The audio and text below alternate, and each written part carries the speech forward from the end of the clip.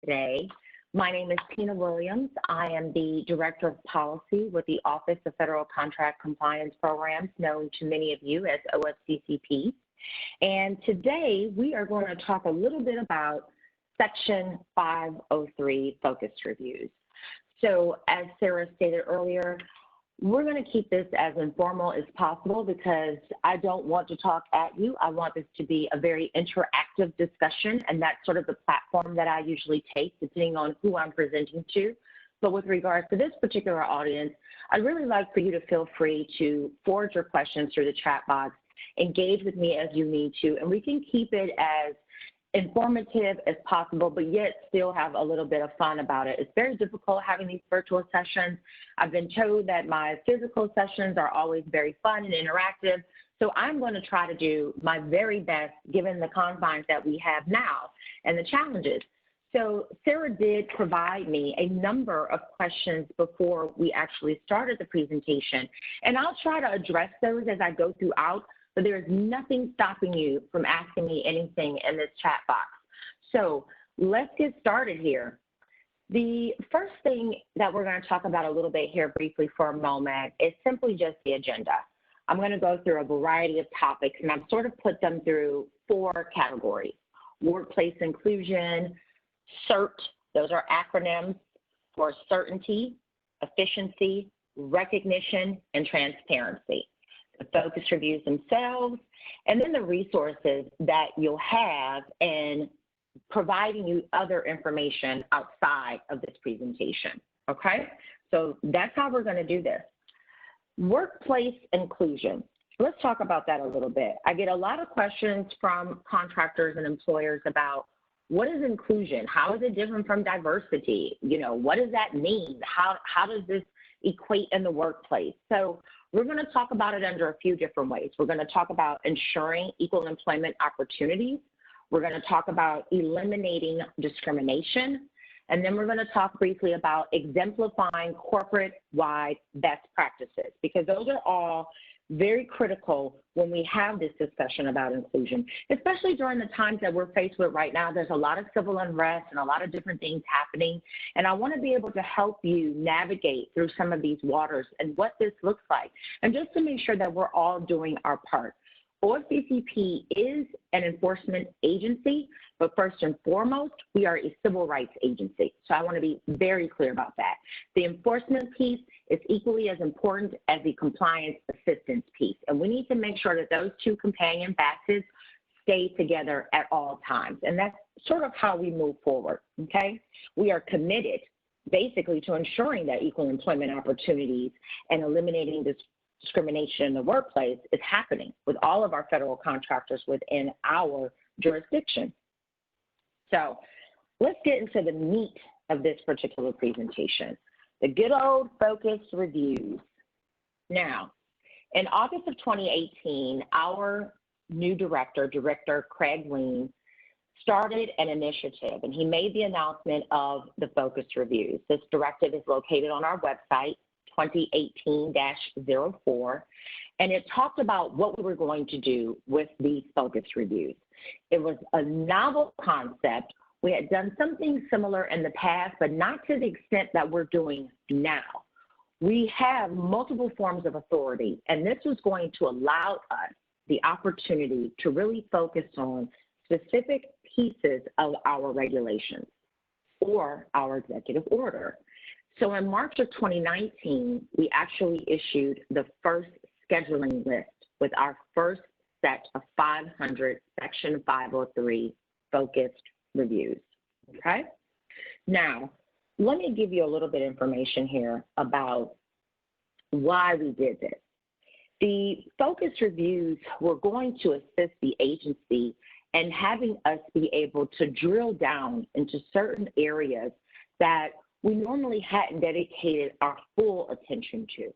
When we do our standard reviews, we look at a number of things, including the Section 503, but we look at the executive order area, we look at VEVRA, and everything all at once in a very comprehensive type of review. But for these purposes, we were going to parse them out, and it was going to really allow us an opportunity to see what is going on in the workforce. What are we seeing? You know, the data that talks about individuals with disabilities in the workforce is, to be quite honest, it's quite staggering to see the issues and the challenges that are presented in the workforce. The labor participation rate for persons with disabilities is 21.3% versus 68.7%. When you look at the unemployment rate, it is 7.2% for individuals with disabilities versus the 3.6%. You know, that's more than double. When you think about the wage gap for individuals with disabilities, it is 79.5%. What is that telling you? That's telling you that we have a problem. That's what it should be telling you. So the authority that OFCCP has, we have the Executive Order 11246. That's the executive order that touches on all of the protected bases that we make sure federal contractors are compliant with. When you think about race and gender and sex and sexual orientation and gender identity and age and religion, and it's all of those, okay? That's what the executive order focuses on. And then you have BEVRA, right?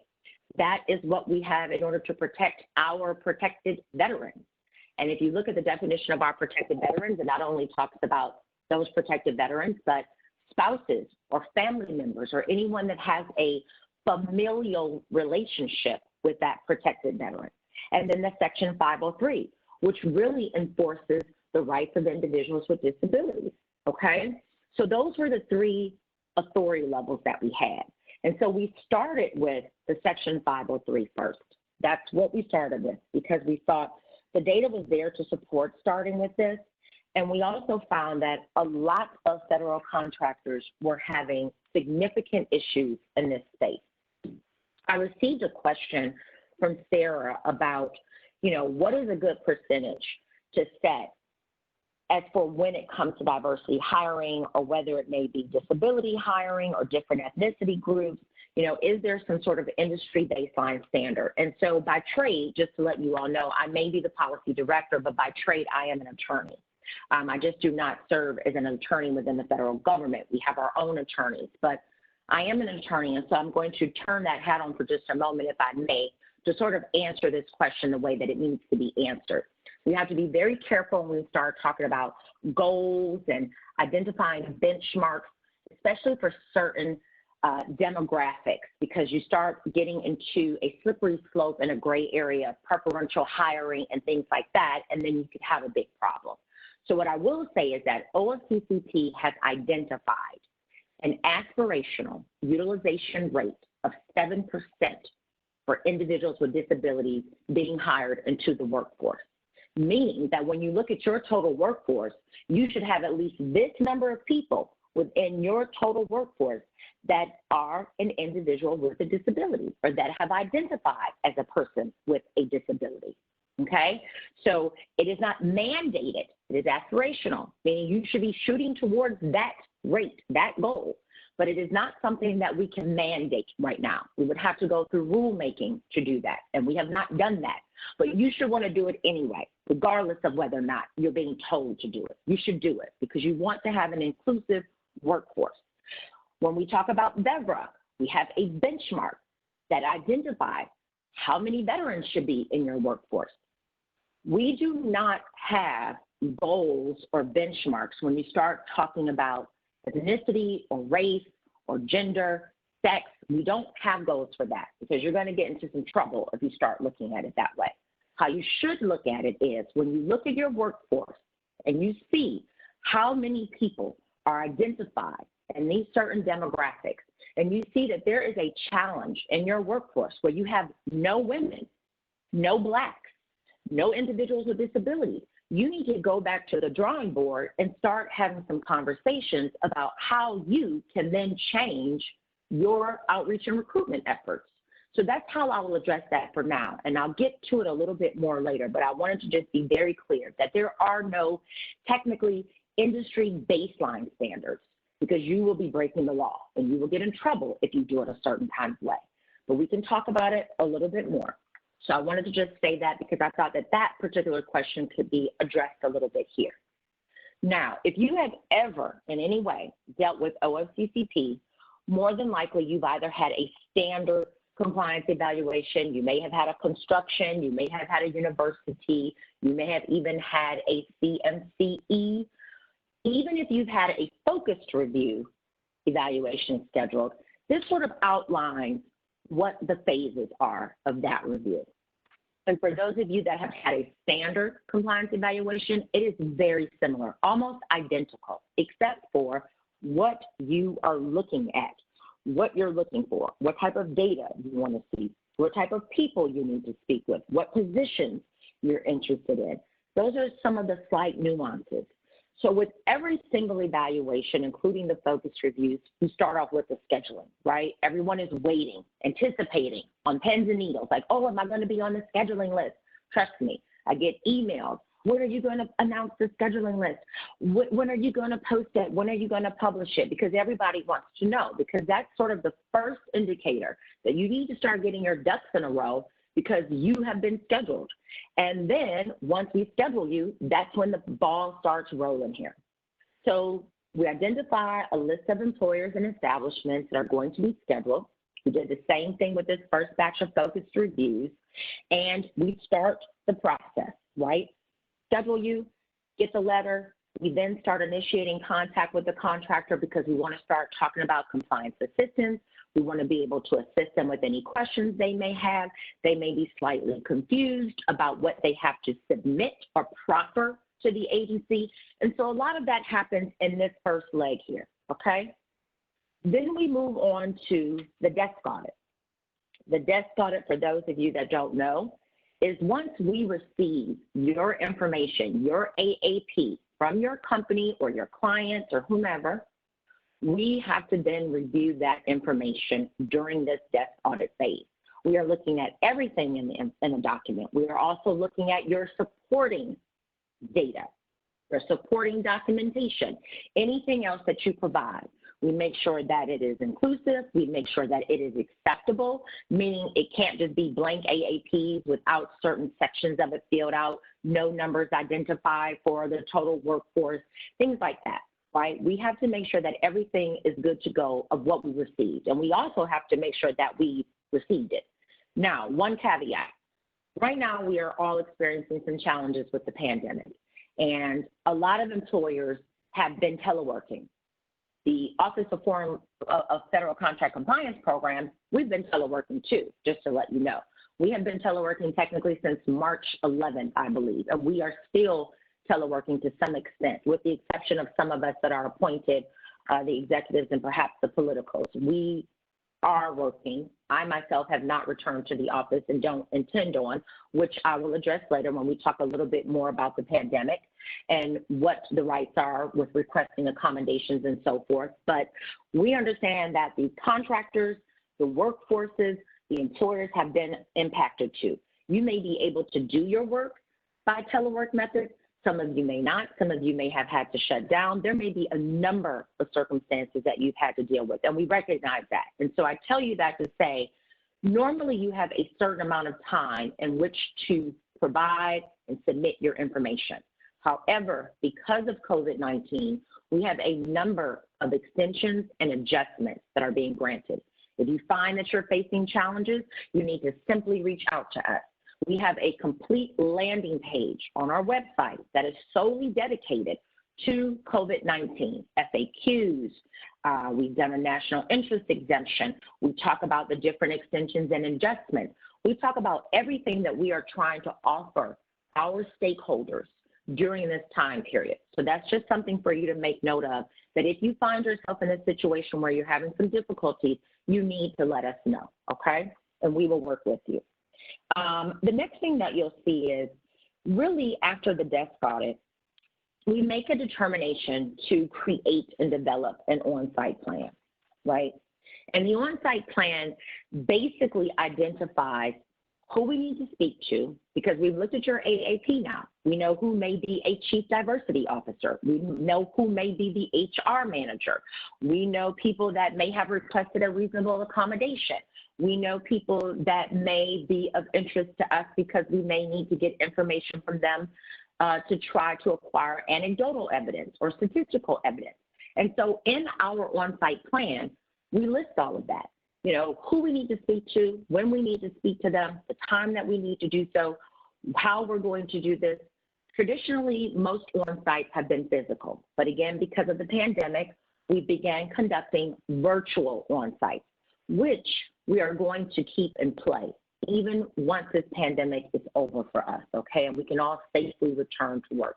We are going to keep the virtual on-sites in play because they have been very cost-effective, especially for contractors as well. We do, believe it or not, we are not just Big Brother here. We do recognize the burden that is sometimes placed on contractors. Everyone has to expend costs. We do as well when we do on-sites. So where there are ways for us to reduce those burdens, we do so. And these virtual on-sites is one of those areas. But we talk about any supplemental information we may need when we begin to conduct the on-site with you and your team. And we also talk about updating other information that we have to prepare us. Now, this time with the focus reviews, we did something that we normally don't do. And this goes back to the CERT acronym. We're going to play here for a moment with the T, the transparency.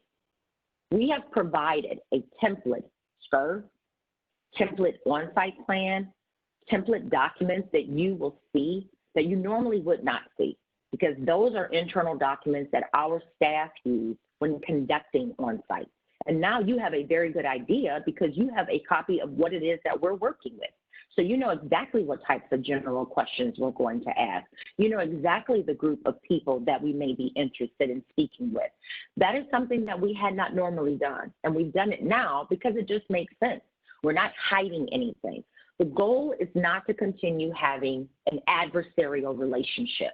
This is not punitive in nature. We are supposed to be collaborating because this needs to be a win-win, not only for the agency and the employer, but it needs to be a win-win for the workforce, for job seekers and wage earners.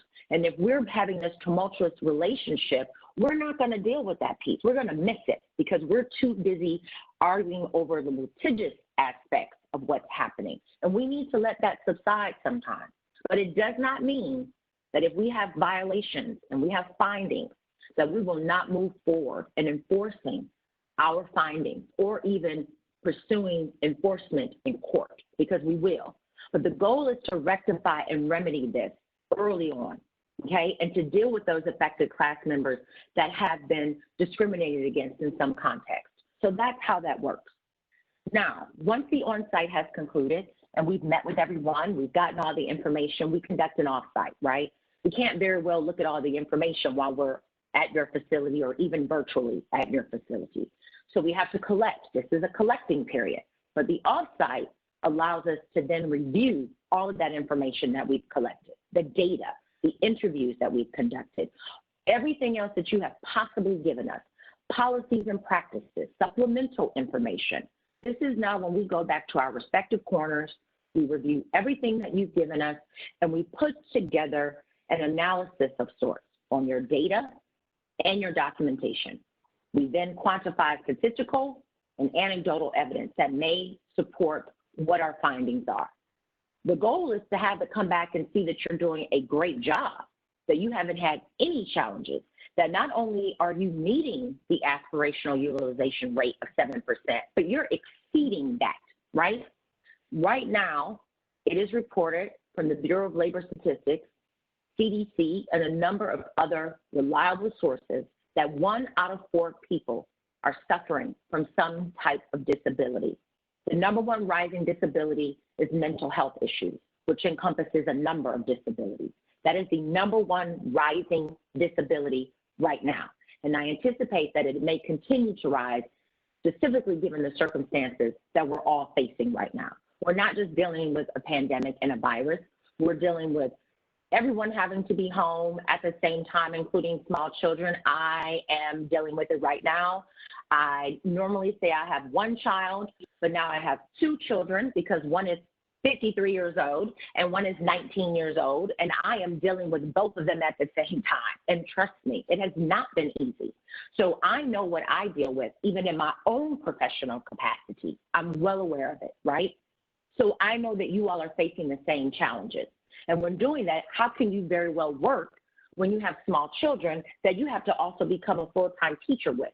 So you can get a sense of why that number may be increasing. And we're going to talk about that a little bit later, because I got a question from Sarah about accommodations, especially accommodation requests during COVID-19, the ADA, and a number of other things. So do not worry.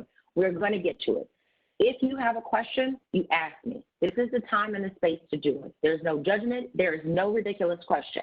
We're going to work through this together, and we're going to share openly about what's happening so I can get you as much information as possible. So once we determine in your offsite where you are, we determine whether or not you're in compliance. If you are in compliance, then you will gladly go about your way. You will get your notice of compliance, and we look forward to doing business with you in the future. If you are not that lucky and you have violations, we are going to have to address them. You may have technical violations, like some record-keeping issues. You may not have put a poster up where you needed to. You may not have put a tagline when you did your recruitment.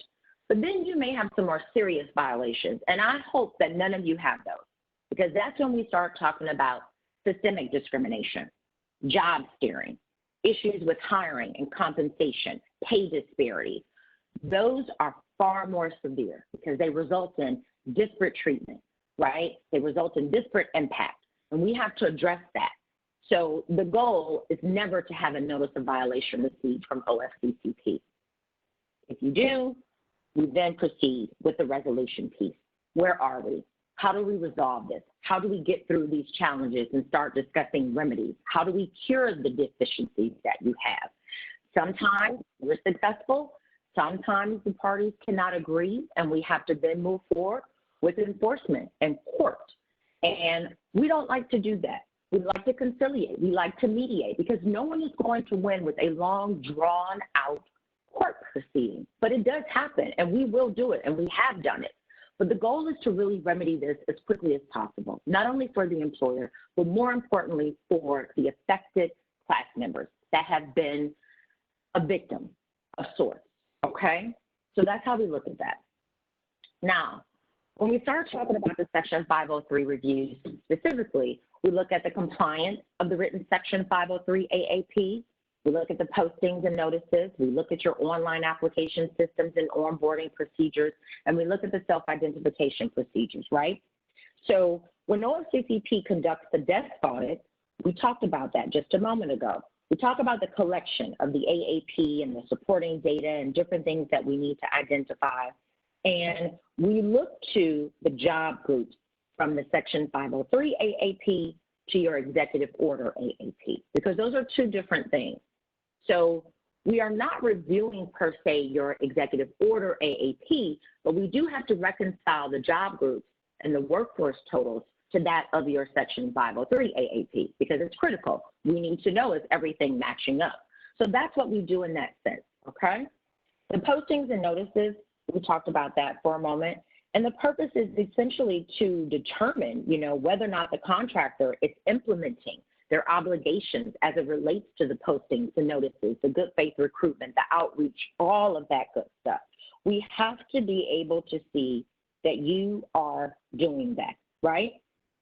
When you talk about the online application systems and onboarding procedures, this is specifically critical, imperative when we have this discussion and the scope of Section 503 and individuals with disabilities, because how are you handling this? If you have an individual with a disability that may have a visual disability, how do you expect for them to come to your website and apply for a job online if that's the method that you use? What resources do you have available for that group of people? What resources do you have available for people that may have a hearing disability? It may be that they are completely deaf. They may have hearing aids or something to assist them with hearing, but yet they may feel that when they get to your website, they do not have the necessary resources to apply for that job. So what are you doing to do that? What are you doing to handle that? A number of contractors and employers have taken it further. They make sure that they are 508 compliant. They make sure that they have different accessibility options for individuals that are seeking employment with their company. It may be options that specifically read out what an application says, block by block. It may be an option that says, if you have this particular disability, this is the option. It may be to call in and do something over the phone, TDY, a number of things. But employers are very creative, and we've seen a lot of employers creative in that sense of how they are doing this. And then what does your onboarding process look like? When you have the application, you start the interview process, you select a candidate based on their merits.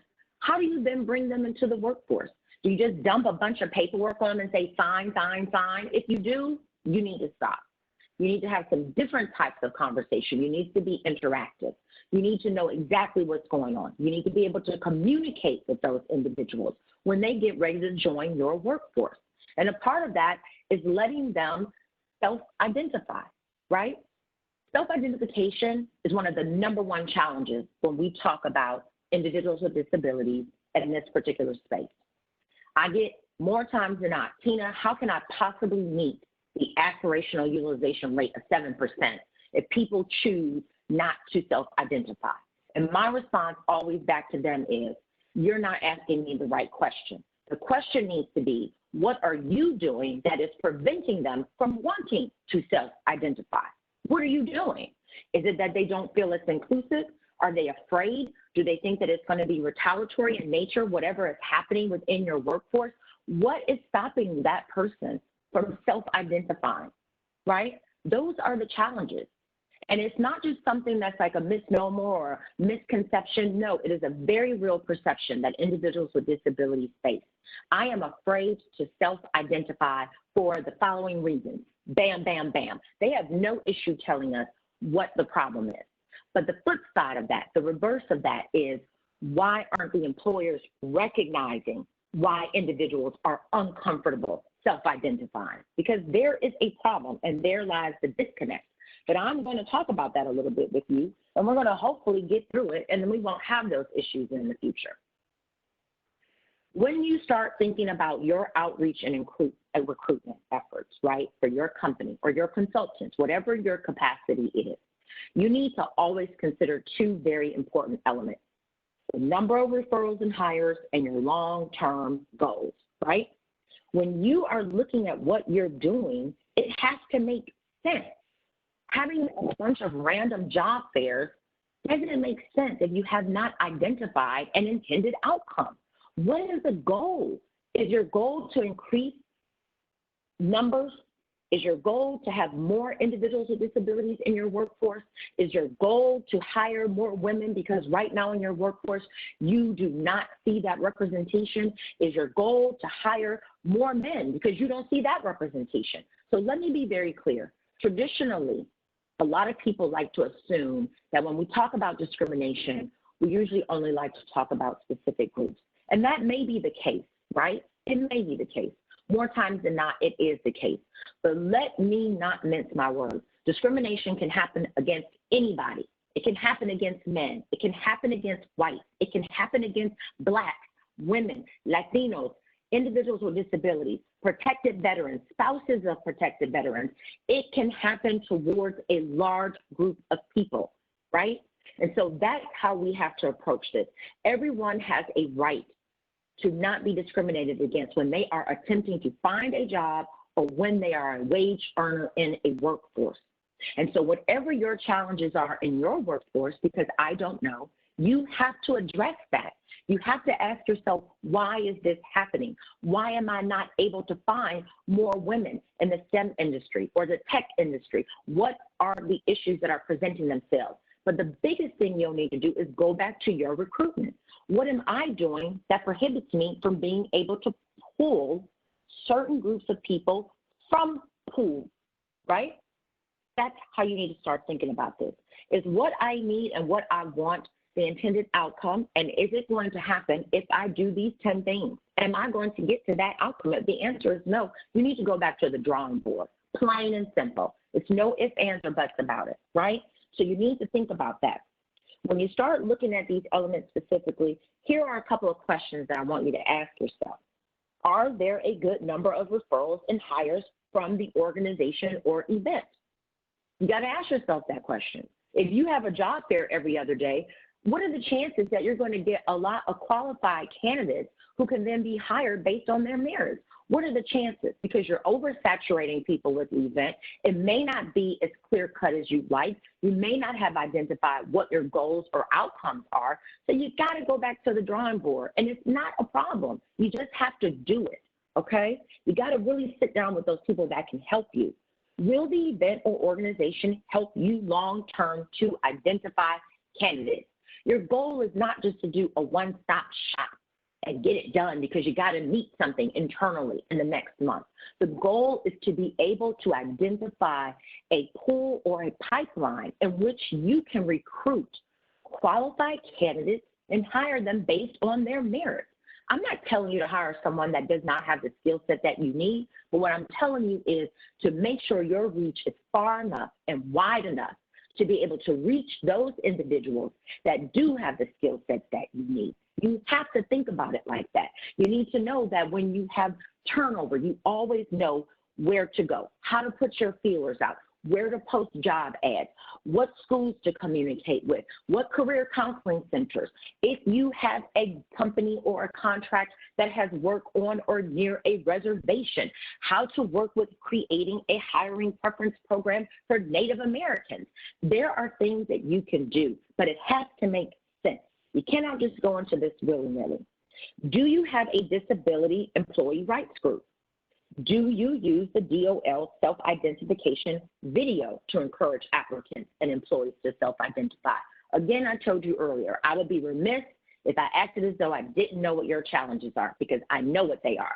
And because I know what they are, we've attempted to create resources to assist you, one of which is a video. We talk about everything that we did in the federal government and my agency. We are no different. We are a federal government, but we still are a workforce. We still have individuals that work with us that have a disability and they need accommodations or assistance or whatever it is that is needed from our workforce. So we talk about what we do. We are no different. We had challenges. We were not doing our best. We had to go and assess what we were doing. And we have this on our website. When your disability-related policies were created, how often do you review them? Are you updating them, or did you just create them 20 years ago and you haven't looked at them since? If you haven't, now is the time. You've got to get these things together. You got to think about what's the difference between Section 503 and the Americans with Disabilities Act. But even more importantly, you need to start becoming aware of any inflexible leave policies. We've got to start thinking about that, especially now when we're presented with a pandemic. So those are just some immediate things that you need to think about that can really lend itself to long-term goals, okay? Application process. You need to think about the location where applicants apply. Are you just applying, posting things somewhere where there aren't even any people? Are you in an MSA, a metropolitan statistical area, where the pool of people is not what you need? And so essentially you're posting announcements and ads and vacancies and all these different sites and platforms, but the people that you need may not even reside there. Because if you are, you need to think about that. If your location is taking place, where is the interviewing occurring, right? If you're having interviews on site and you're trying to recruit individuals with disabilities, and you have someone that may be in a motorized chair or a wheelchair, but yet you have no elevator, you have no ramp, you have not outfitted the area where the interview is going to occur for that particular individual, then what in the world does that say about your company? Then why would you think anybody would want to self-identify? Now, that is an apparent disability because you can see it, but not all disabilities are apparent. There are a large number of disabilities that are non-apparent, and people may not share them with you, and you may not know unless they share it with you. But think about how that person would feel coming to this location and not even being able to participate in an interview, because how in the world are they even going to get into the building to do so? So you need to think about those things. You need to think about, where are the copies of applications being housed? What are your screening questions? Where are your onboarding forms? What do they look like? What are they asking? How are you reviewing the applications and the onboarding forms to determine if there are any pre-employment medical inquiries? You know, and as a reminder, this type of inquiry is not permitted before an offer of employment. You cannot ask someone, do they have a disability, before you've even extended an offer. Because if you opt not to extend an offer to them, but yet you've asked them those questions, it looks very suspicious, very suspicious. And you could have a number of problems coming your way, okay? So you need to be mindful of that. You need to think about what you are asking and why you're asking it, right? And you have to determine that even after an offer of employment is extended, if someone then identifies as having a disability or a medical condition that would have to eliminate from something, you better have all your ducks in a row talking about business necessities. You have to have it together. And there are instances in which that may happen. But you need to talk to your legal counsel, you need to work with your HR team, and making sure that you are able to parse that out and let it make sense, okay? Self-identification. Here's a trick. Here is the trickiest part of this whole process. We have just recently revised our Form CC-305, and you need to be using this when you do your onboarding application process. People need to see these forms. You need to make sure that you invite applicants to self-identify, and you also need to make sure that you are inviting your current employees to identify, right? And you need to maintain those forms separate and apart. Those forms should not be a part of their application file. It should not be a part of their HR document file. It needs to be separate. It should not be a part of a progressive discipline file, or if you have a situation with an employee where you've had to terminate them. This information, the record keeping for this needs to be separate and apart. And I cannot stress that to you enough. And I think it's obvious why it needs to be that way. Because if you have someone that you're conducting progressive discipline against because they may be an employee that's tardy or late or not at work every single day, you very well do not want to have their disability self-identification or any other documentation supporting that in that file. Because it may look as though you made that decision because they were an individual with a disability. And I'm telling you right now, friends, because this is a small group, this is our circle of trust here, you do not want that. Because if I see that, or people within my agency see that, we are going to have a problem, serious problem. Because you're going to have to justify why you made those decisions and why that documentation is in there. And am I certain that you didn't make that decision because they were an individual with a disability? So those are the types of things you need to think about. You need to think about why you're asking them to self-identify. Why are you asking them? You need to be able to tell them why. You need to tell them the benefits of doing so. You need to tell them why they should want to self-identify. It is important for those individuals to feel a part of a workforce. You, me, tons of people come to work every day, and we are able to bring our whole self to the office. Now, how do you think it would feel to someone with a disability when they are not able to do so?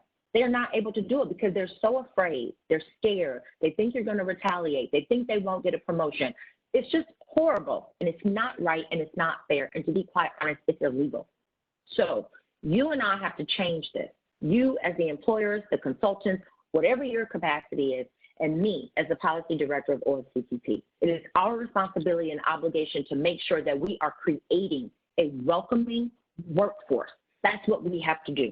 You have to be candid. You have to be transparent. And even when you don't know, you have to ask the questions to someone that can give you guidance on how to initiate these interactive discussions.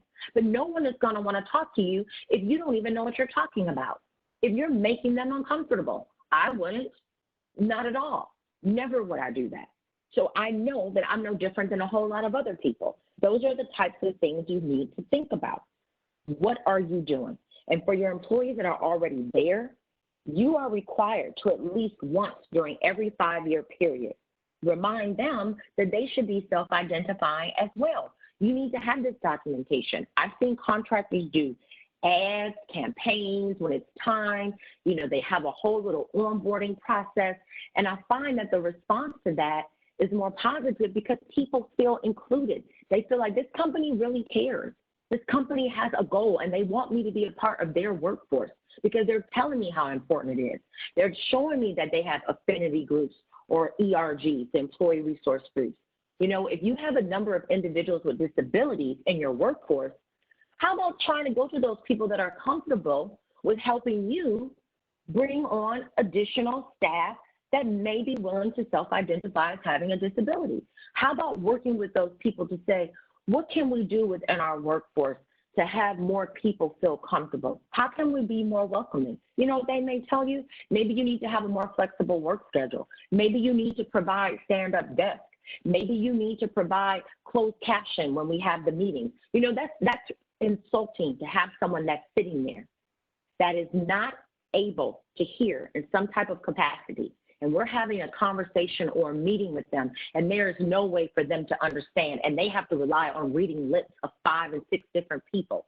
How dare us think that that's appropriate?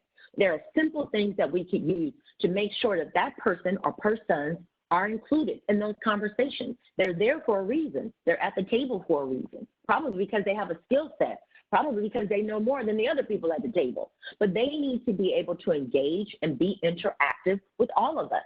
So there are some simple things that you need to do. That is not that difficult, right? Let me say this.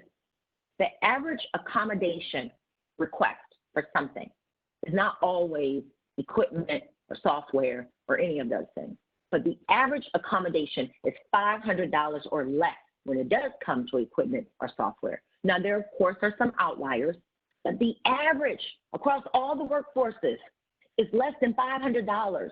You can't spend less than $500 to make sure that somebody can be accommodated just so they can be included in your workforce and feel a part of the team. If you can't, we have bigger issues here, and we need to deal with them, right? We do it. In the government, we do it. I have a number of staff that have requested accommodations, and they are so simple to give to them. And they have been producing and doing everything imaginable, even during these times when we're dealing with the pandemic. And we'll talk about that, right?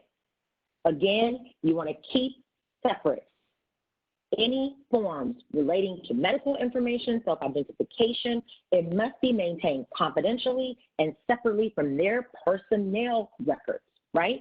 Has to be. So I want to be clear about that. Now, let's talk a little bit about reasonable accommodations, right?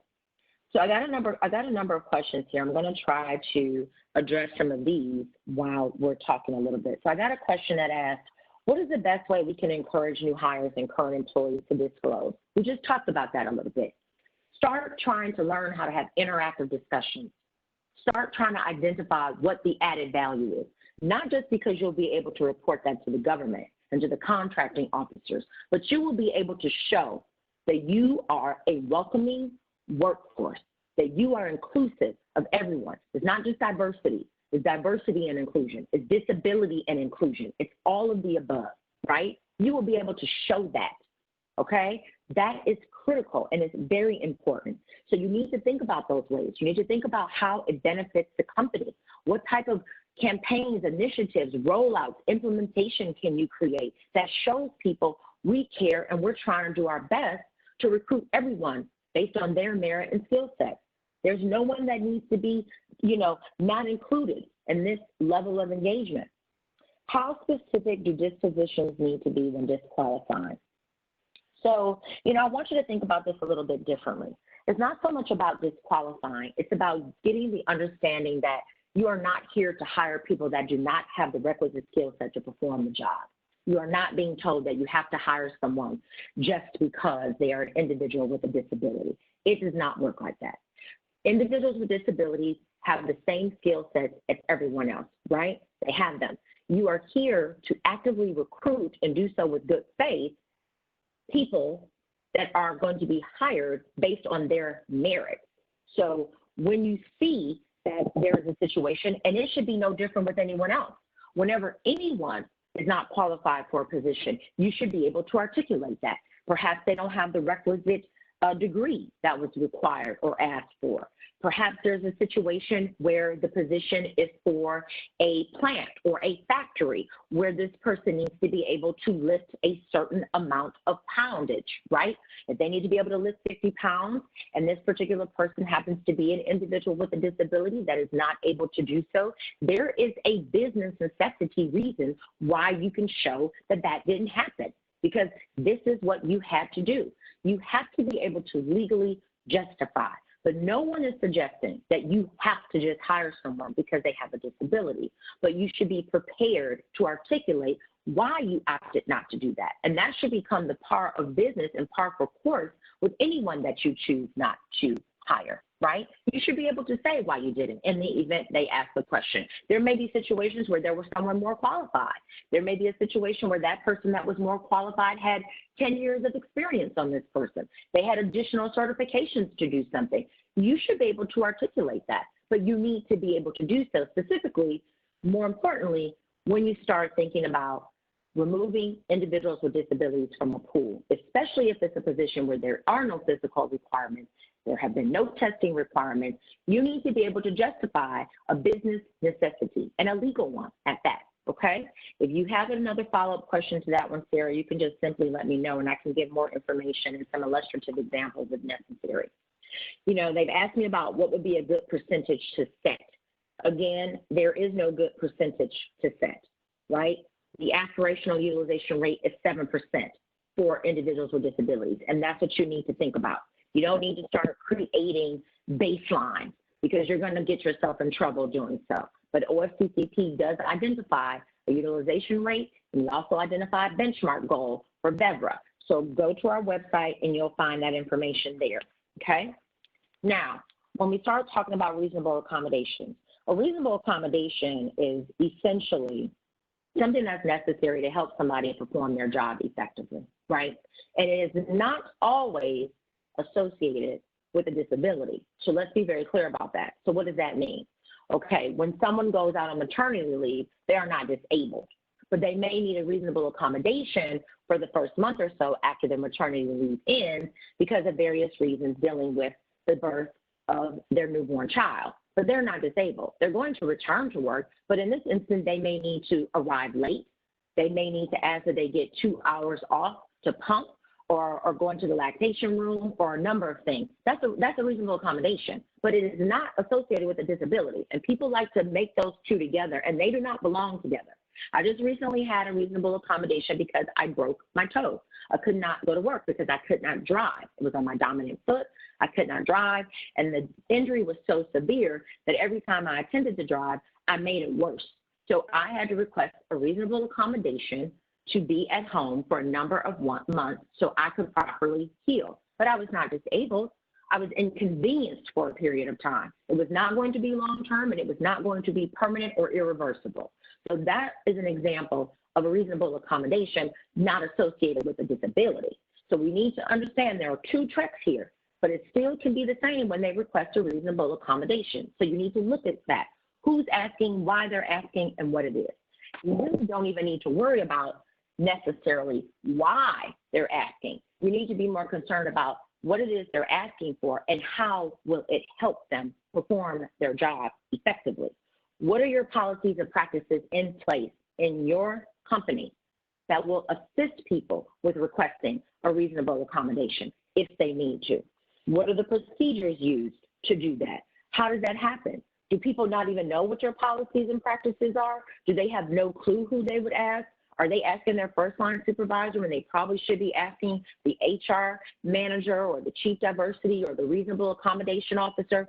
You need to make that decision, but it needs to be very clear in how this is communicated to the staff. They need to know. It shouldn't be, well, I don't know, I have to find out, and then 2, 3, 4 more weeks, next thing you know, we're 3 months in and nothing has been done. You need to have some definitive practices and policies in place that are accessible to your workforce. If you don't, you need to start working on them. In the interim, you need to have a group of people or someone that is knowledgeable enough to engage in this discussion and assist your staff with getting what they need, right?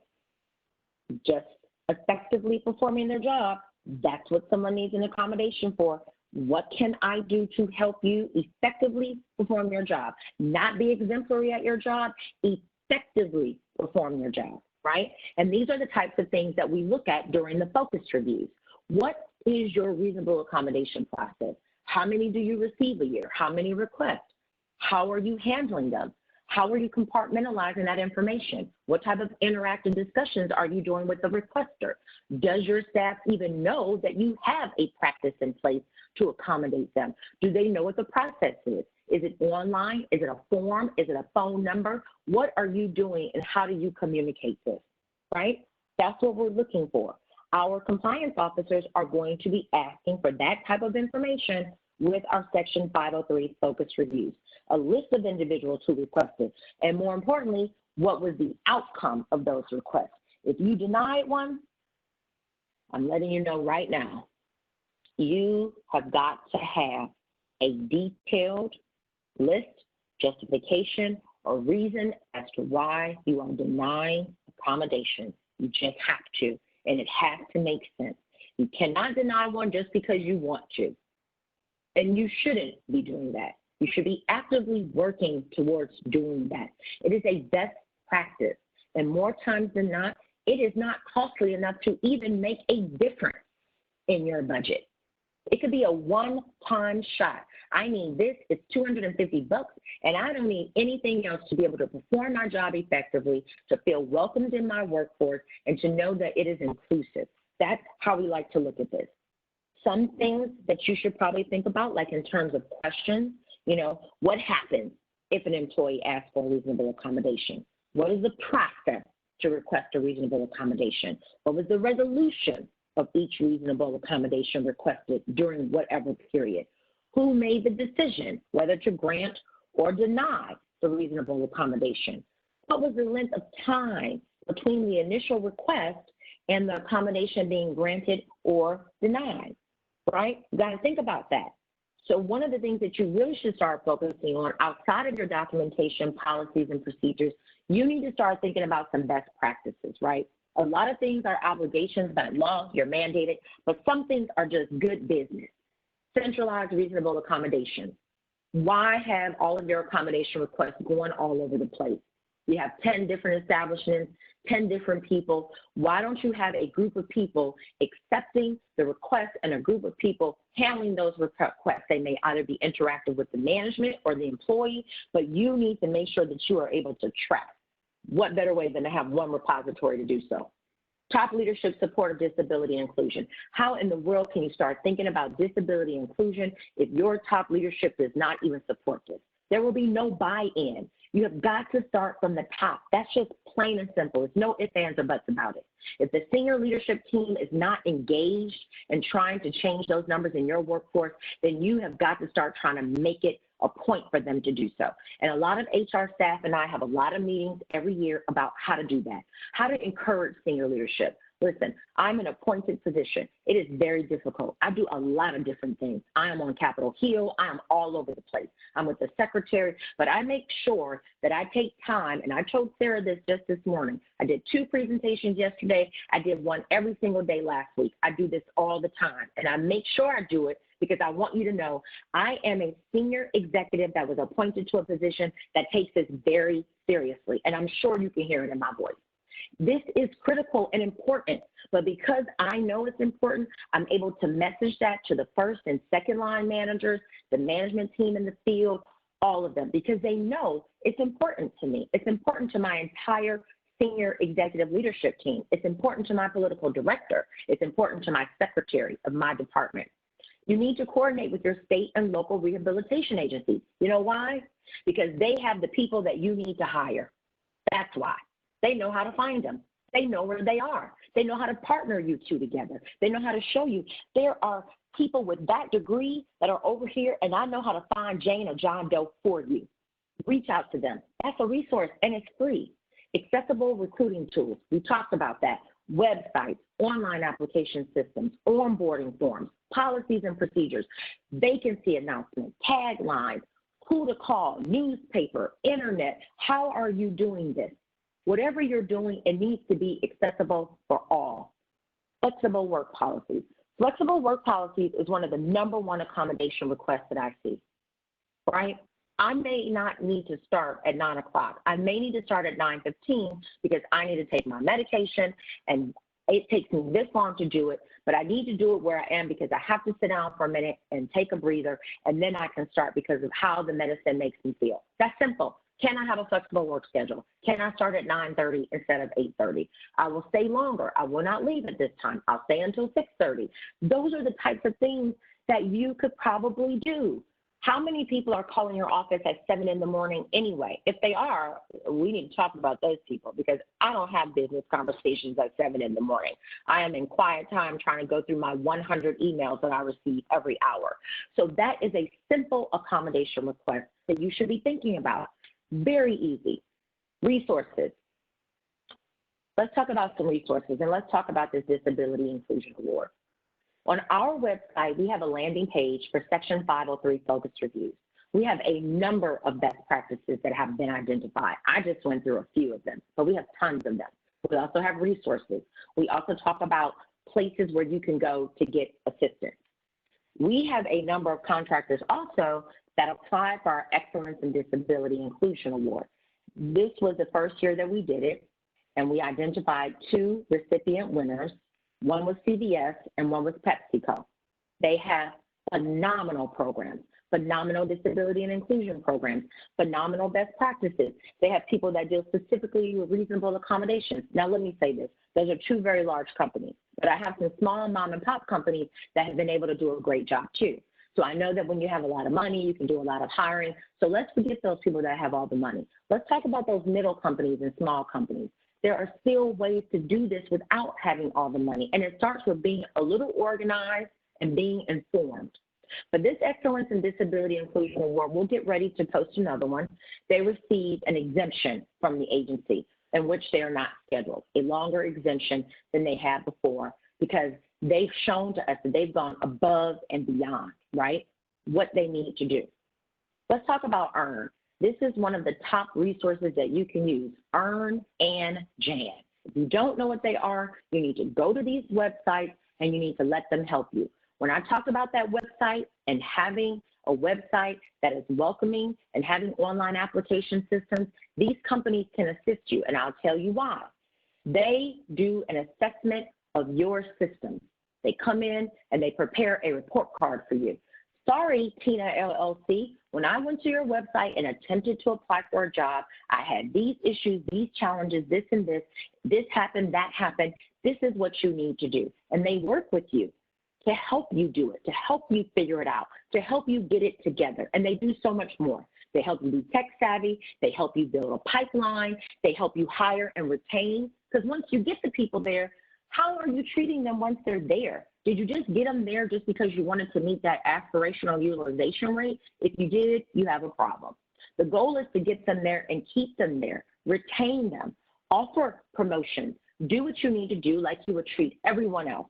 That's what this particular organization can assist you with. That's their website, askearn.org. This is what they do all day long, nothing else. They are here to help you and serve as a resource. I mentioned this at the onset of this presentation. The 4 A's of a mental health friendly workplace. I told you 1 out of 4 is suffering with a mental health disability, and that number is probably going to increase, especially given our current times right now. We have so much going on. You need to really make sure that when you're dealing with someone that has a non-apparent disability, that you have awareness, you know how to work with them on accommodations, you know how to provide assistance, and you know how to provide access. It is your job as an employer to walk your staff and your workforce through those conversations. So you need people there that are educated and informed about how to have these interactive discussions, right? Very simple. JAN. Now, let me tell you why JAN is so critical. JAN is wonderful because I use them all the time. When I have an employee that comes to me and lets me know that they need a reasonable accommodation, but they don't know what it is, but this is what their issue is, whether it's a disability or something else, I am able to put that information into JAN, and it will bring up a number of potential accommodations that I may want to consider that I'm completely unaware of because this is not my space. I'm an attorney and a policy director. I do not know all the different types of accommodations to grant someone. I don't know if someone has diabetes, what type of accommodations they may need. I know through age and experience, sometimes those individuals may have to go to the restroom more oftentimes than not. They may be in a position where that may not be as feasible, but perhaps they can be moved from that position and put someplace else of equal importance, equal pay, not to be done so in a progressive sort of negative way, but there are different things that you can do, and JAN shows you those accommodations. this is something that you may consider. If that person is having some visual challenges, you may need to get software that makes the text very large. They may need Dragon or this or that also reads the words. I have used them to assist me with a number of accommodations within my own space with my own HR team. You can do the same thing. That's their information there. This presentation slide is going to be provided to everyone. So there was one other question that I received from Sarah, and that question was, you know, what are we doing right now with the pandemic and people asking a number of accommodations and things like that? What are we supposed to do under the ADA? And so let me say this. OFCCP does not enforce the ADA in its entirety like the EEOC. We have Section 503 of the Rehabilitation Act, which is a part of, and that's what we enforce. So there are some slight nuances between the full scope of the ADA and what they have, and sometimes they have more rights than we do because of what we enforce. But the same can be said about both. In this time, during the pandemic, it is our responsibility and obligation as employers to do what we can to assist people. We know right now that the CDC has identified a number of high-risk factors that would make it very challenging for someone to go back to the workforce, even if their state has reopened. We know that. We recognize that. We are recognizing that within my own agency. Like I stated earlier, the staff within my agency have not returned to the workplace, and many of our states have reopened, right, where we have offices. But we are not asking them to return because there are a number of factors that come into play, and not even just those factors that are identified as high-risk factors under the CDC. What about parents that have children that cannot send them to camp? What about parents that have children that have special needs, right? The ADA talks about some of that. If you have a child, perhaps, or an elderly parent that could be staying with you, what do you do? Normally, by extension, the ADA talks about what you can and cannot do when you are not the person affected, and there are some nuances to that. I would definitely recommend that you go to the ADA. If you go to the EEOC website, they have an entire page dedicated to that question. They have examples, what you can ask, what you can do, what you should be doing. And the ADA is very specific about being able to provide care for someone that is at high risk when you yourself are not, right? But for my purposes, and as an employer, you should really be making it a best practice of yours to work with your staff. People are afraid to go into the office. I have a number of staff that have come to me that have to take public transportation. Can you imagine being on the metro in the DC area, coming into downtown to work, where you've now come into contact with 200 and 300 people, just to then get to a building that has 5,000 to 6,000 people where they're not practicing social distancing or a list of other things. When you talk about mental health awareness, that anxiety sets in. People get nervous. So you need to go and educate yourself on what this looks like. You need to understand that if someone asks you for a reasonable accommodation during this period of time, you should be willing to be flexible and work with people. This is scary for a lot of people. They don't know what to do.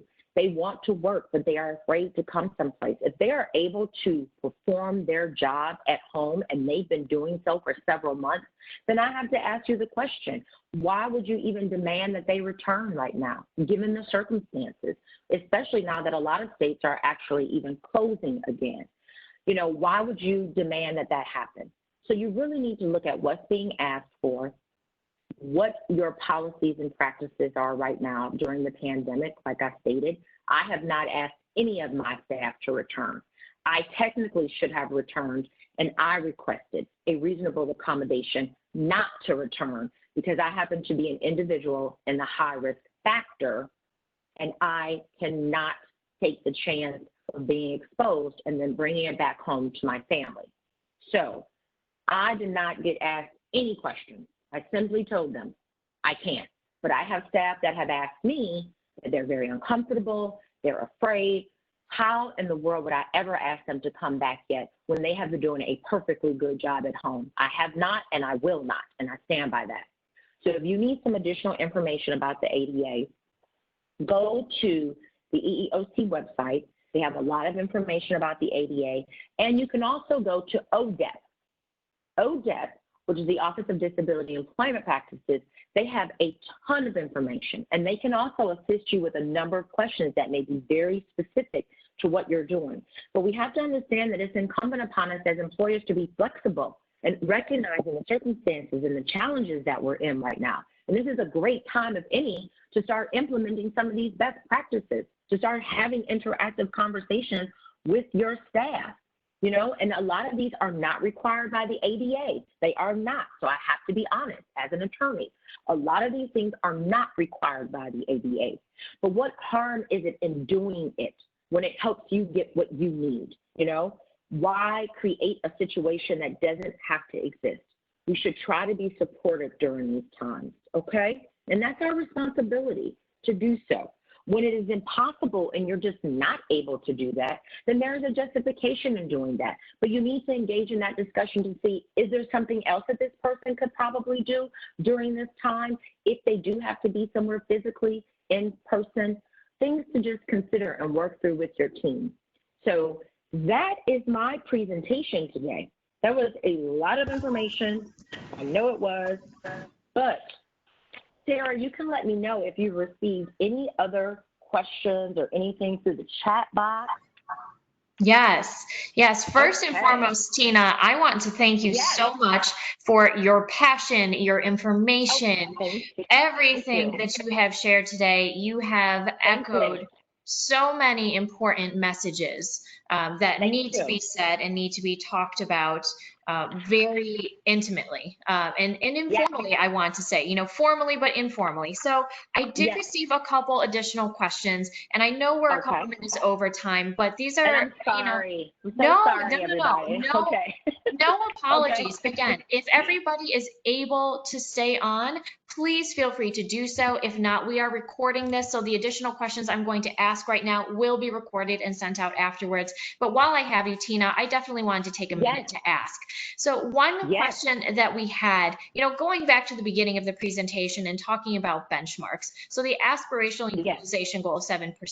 The question is, how do we know what kind of progress we've made if we don't have benchmarks, goals, or quotas? Benchmarks do have a negative connotation, but sometimes that's what it takes. So kind of translating that in what I'm understanding, and from what you've said, it's not necessarily that you're saying that companies in any aspect should not have goals or benchmarks. It's just from a compliance standpoint, it does get a little hairy when we start to put benchmarks around, hey, you have to hire this many or this amount of people of certain racial or ethnic diverse backgrounds. Absolutely, absolutely. So when we start using the words, and listen, again, this is our circle of trust here. When we start using words like benchmarks, quotas, goals, set aside, it is scary and it is a slippery slope. And unless you are legally trained or in this space where you can navigate these waters, stay out of those waters, okay? Stay away from them. But it does not mean that you should not have some internal goals set for yourself. And the first thing that you should do is look at, what is my workforce look like? What is the demographic makeup of my workforce?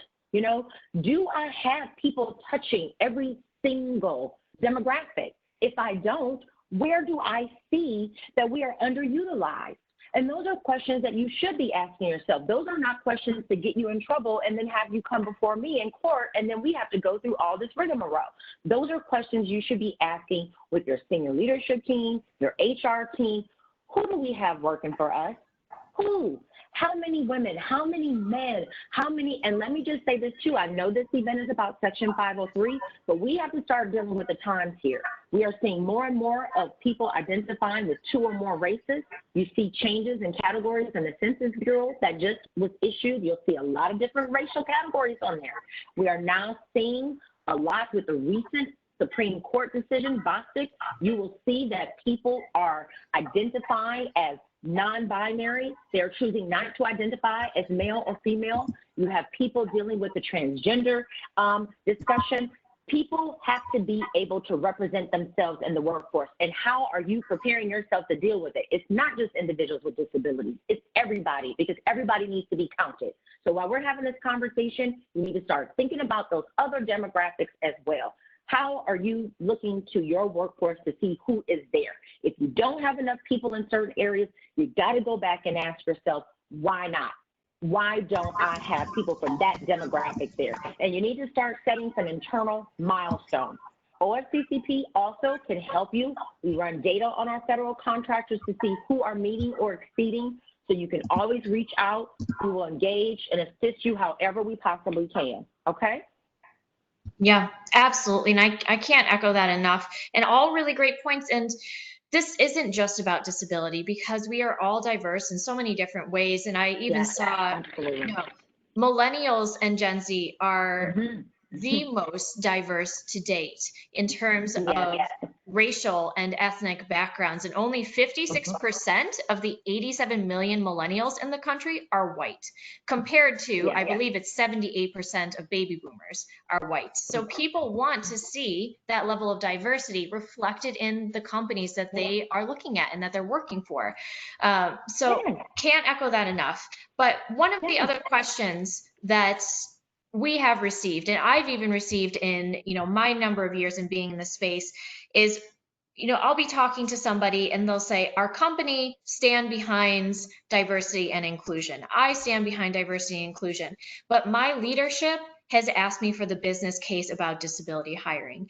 And I just wanted to bring this up as a discussion point. Again, as you said, our circle of trust, our safe space here, because it still is a question I've even received, early this week from somebody asking me that on how can I help to make the business case to leadership? And one of my responses is, why is there a business case that's needed for this specific diversity demographic? For decades and decades, I'm not saying it hasn't been done before, there are business cases still that are made for women in leadership, for people of varying ethnicities, for LGBTQ, but for some reason there needs to be an especially large business case from multiple angles for people with disabilities to be included. And so I wanted your thoughts on that. Do you hear the same thing? What is your response to that? Is there anything in particular that is almost like the silver bullet of, hey, if leadership doesn't grasp onto this reasoning, then I'm not really quite sure, what else to say. No, absolutely. Absolutely. So I'll be very candid with you all. It's very easy to address those conversations of diversity and inclusion, especially when we talk about women, which you'll see we're getting ready to launch a focus review on promotions. I'm going to be all over that like a spider monkey. I can let you know, because as a woman, I've experienced that when I was in the private sector as a corporate attorney. The track that I was able to take while my husband was on a different track. And I know that I'm smarter than him, albeit he may be a judge now. I'm still smarter than him. How the heck did he get on the partnership track? But then once I decided to have a kid, it was like, oh, you're on the mommy track. Those things happen. People know about it. They know about the glass ceiling. They know about all of that. They know about bringing other racial diversities and components into the workforce. But when it comes to individuals with disabilities, it's two things that happen. One, people are not knowledgeable about the whole conversation about accommodations. They think that when someone has a disability, they're going to have to put out all this money to accommodate that person. And that is not true. It's just not true. And that's the first thing that they think about. Well, I'm going to have to do this and I'm going to have to do that. And I always say to those senior leaders, well, who told you that? Did they ask you for that? No? So then where are you getting this from? You're just randomly creating a narrative that you want others to subscribe to, and it's not accurate. That's the first thing. The second thing is they don't know how to engage in this conversation because they're afraid, they're very timid, they don't know what to say. They think that everyone that has a disability is placed into one category. If you all recall, I'm pretty young in age in terms of my demographics, believe it or not, but if you recall way back in the day when people used to use the word handicapped, there used to be antiquated, archaic, offensive language like retardation. You used to see people with the little emblem in the wheelchair. All of that stuff is disgusting to me, right? We never should have used that, but we have to look at how the times were when we started that. And so people like to think, whenever you see people, or what I notice first when I go to websites for companies that are trying to do it right, the first thing you see is a picture of a person in a wheelchair. Who in the hell said that those are the only people with disabilities? Nobody. It's offensive to make that assumption. That's the other thing. They don't know how to have this conversation. They're uncomfortable with having the conversation, which is why you have to bring people like me in who are not afraid. I'm sure you can tell that. I'm rather spicy and feisty. I'm sure you can tell that. And I'm very passionate. So I have no problem telling them and walking them through the walk. Having to build a very massive business case, I've seen it, I've witnessed it, I've participated in it. It is difficult, but you have to start with the obvious. You got to start pulling some data for your senior leadership team. Start showing them everyone does not have an apparent disability. This old adage that individuals with disabilities can only work for certain companies where they're doing something very routine-like. That is ridiculous to think that. And do you know why? Because I am an individual with a disability. I can tell you that right now. I have multiple disabilities, one of which is physical. But I can also let you know that I started college when I was 15. I have a bachelor's, a master's, a PhD, and a JD. I'm licensed in multiple states and 2 countries. Now, I am that person with a disability, and what the hell is stopping me from being great, right? Nothing stops me. So when you're able to show that this is not what you think in this old archaic way of thinking, you have to get out of that and know that a person with a disability can be non-apparent, right? You have to start building the case. Start with data.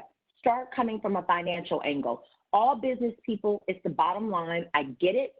Start talking about the impact that it will have on the budget. Once you're able to show that it has no real significant impact, you're going to see that you're going to have a lot more leverage. Start talking about the benefits of employee resource groups. Also, if you're on this phone and you want to see what a great disability and inclusion program looks like in a company, come to our website. We have sample disability and inclusion programs, real life active programs with various companies, your colleagues. They're listed, what they've done, how it worked. Go use them as a template.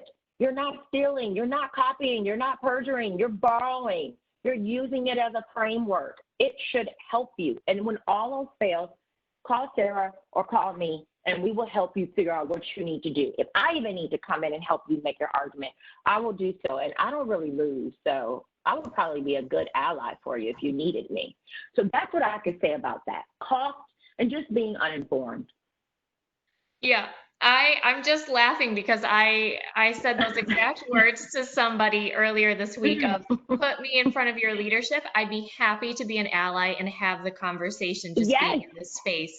And that's, absolutely. That's, if there's, one additional takeaway that I just want to leave everybody with, and again, thank you everybody for the additional time, it is to start the conversations. A lot of times I'll have people ask, what platform do I have? Who do I need to engage in the conversation? Sometimes it is simple as starting with you. Yeah. Everybody has a platform because everybody has a voice. So if you are starting that conversation, it will catch like fire.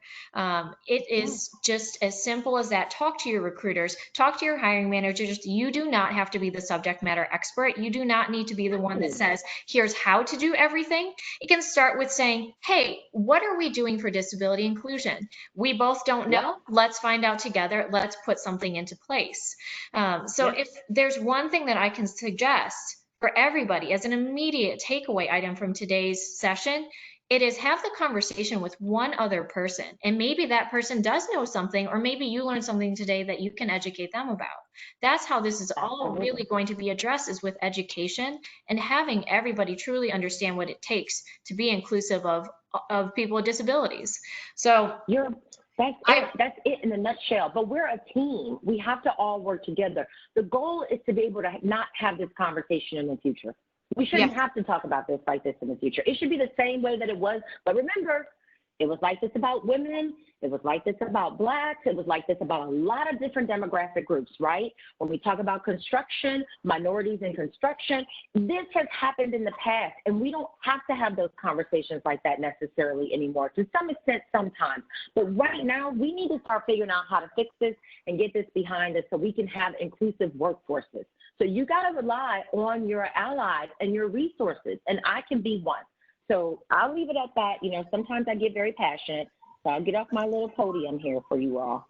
That's perfectly fine. These are all messages that need to be said. And again, having the candid conversation, I think, is beneficial for everybody. You know, let's just pull back the curtain and let's ask the questions that we truly have. Yeah. So again, Absolutely. I wanted to thank everybody for joining, for your extra time, for those that were able to stay with us. Tina, a sincere Yes. thank you for everything that you shared today.